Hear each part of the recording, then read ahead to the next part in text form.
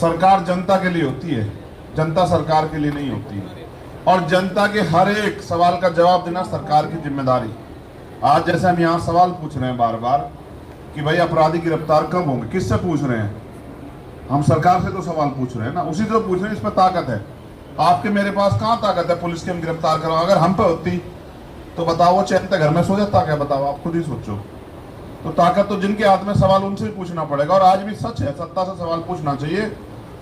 तो गवर्नर साहब ने पुलवामा हमले पे एक सवाल खड़ा किया था कि भाई, और मैं अचरज में हूं कि 40 से ज्यादा हमारे देश के वीर जवान जिनके नाम से हम यहाँ, वो वहां सीमा पे और हम यहाँ सुरक्षित है देश के अंदर, उनकी जान गई है, शहादत हुई है। एक एफआईआर दर्ज नहीं हुई। अगर आपकी ईंट गिर जाएगी ना, उस पर एफआईआर दर्ज हो जाएगी। किसान की भी अगर वो मोटर चोरी हो जाए, उसकी भी एफआईआर हो जाएगी।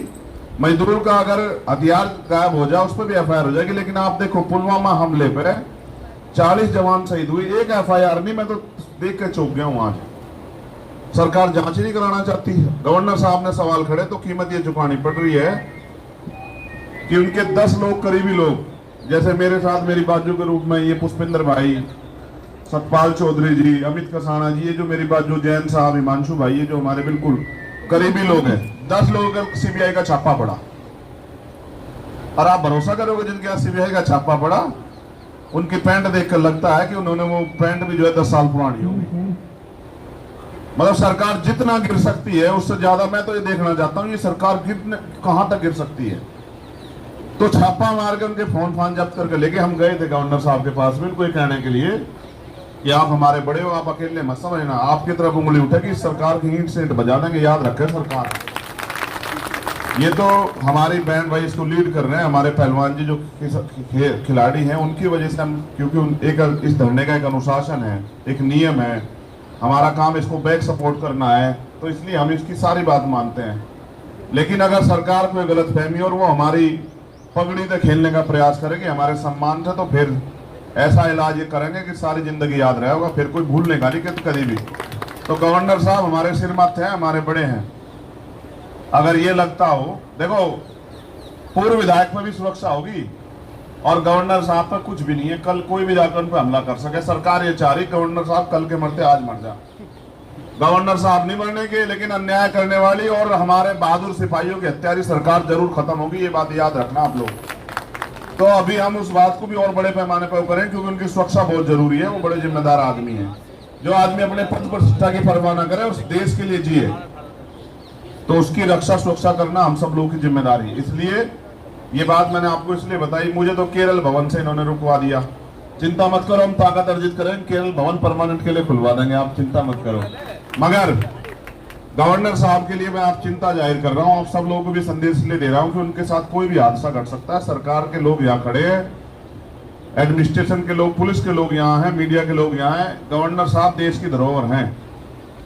उनके उस समय में वो 370 सारे मामले हुए, उन्होंने अपनी जान पर खेल के सारी चीजें वो अप्लाई करी। आज अगर उनके साथ उनके सम्मान और उनकी जान के साथ खिलवाड़ होगा, तो मेरा ये वादा है सरकार से कि फिर वही होगा जैसा 2 अप्रैल में हुआ था, फिर वही होगा जैसा जंतर उसमें रामलीला मैदान में हुआ था, और 21 मई को होगा, वही होगा। सरकार देखेगी, करके देखेगी कोशिश। तो ये मेरा, इसलिए उनके समर्थन में ये मेरा ऐलान है। बात की आज हम फिर कहीं हमारा जाने का प्रोग्राम है, हमारे खिलाड़ी साथियों ने डिसाइड कर लिया। ये इस बात का आंदोलन का प्रमाण है कि हमें अभी तक नहीं पता कि हम कहाँ जाने वाले, क्योंकि हमने सारी अथॉरिटी उनको ही दे रखी है कि वो जहां भी जाएंगे हम उनके साथ जाएंगे, उनकी सुरक्षा में उनके साथ, और उनकी बात को मजबूत करने के लिए। तो जो साथी आज पहुंचे उनका धन्यवाद। हर मुद्दे पर देश, क्योंकि देश हमारा है ना भाई। एक चीज मैं बार बार समझाता हूं, आप भी समझ लो। सरकार के पास जो बजट है ना, वो जनता का पैसा है जो टैक्स में जाता है, चाहे वो किसान की जेब से जा, मजदूर की जेब से जा, चाहे किसी की जेब से जा। और जो प्राकृतिक रिसोर्स है वो टैक्स है। तो अगर सरकार किसी को देती है, एहसान नहीं करती है। हमसे सरकार है, हम सरकार से नहीं है, जनता है जो कुछ है। तो जनता का, इतनी जनता बार बार सरकार से कह रही है। आज 26वां दिन है भाई, 26वां है, 26 दिन हो गए। एक बार देखो, देश के प्रधानमंत्री, हम तो बहुत ताकतवर मानते, एक शब्द नहीं निकल रहा। और खबर तो यह है कि आज कहीं जान लग रहे हैं, 6-7 दिन के लिए उड़ान भर रहे हैं। वहां जाकर कहेंगे देखो मैं हमारे देश में ये हो रहा है, ये नहीं बता रहे कि देश की राजधानी में देश की बेटियां बैठी हैं और कोई जवाब देने को राजी नहीं है। आप ये बात समझो। मैंने पिछली बार भी कहा था, आज फिर दोहरा, अहंकार सत्ता जो है ना, ताकत तो है ही सत्ता में, लोकतंत्र है भारत में, सत्ता में ताकत है, लेकिन सत्ता मदहोश कर देती है, दिमाग खराब कर देती है। सत्ता आदमी को तानाशाह बना देती है। आज कुछ ऐसे ही हाल हैं, उन्हें ऐसा लग रहा कि पर उनसे बड़ा कोई है ही नहीं। और मैं बार बार ये कह रहा, काशीराम साहब कह रहे थे कि सुप्रीम कोर्ट से भी बड़ी होती है जनता, और जनता के फैसले अच्छे अच्छे तानाशाह को जमीन पर पटक देते हैं। और अगर जितना देर करोगे, क्योंकि हम इसलिए भी चुप हैं, मैं फिर अपने साथी आज मुझसे पूछ रहे थे, आओ आओ आओ, 21 तारीख को अपने खाप के लोगों को, जिम्मेदार लोगों को उन्होंने हमसे समय वो कर रखा है 21 तारीख का। 21 तारीख के बाद फिर जब वो बात पक्की हो जाएगी, उधर से जो आदेश आ जाएगा, फिर हम उस पर काम करेंगे। मगर हमने तय कर लिया है कि आंदोलन को जमीन पर ले जाने के लिए, सूचना मैं मीडिया को भी दे रहा हूं कि हम महिला सुरक्षा, बहन बेटी सुरक्षा सम्मेलन जो है ना पूरे उत्तर प्रदेश में अब हम करेंगे। इसकी तैयारी जो है आज पार्टी संगठन के लोगों को हम शाम के टाइम दे देंगे।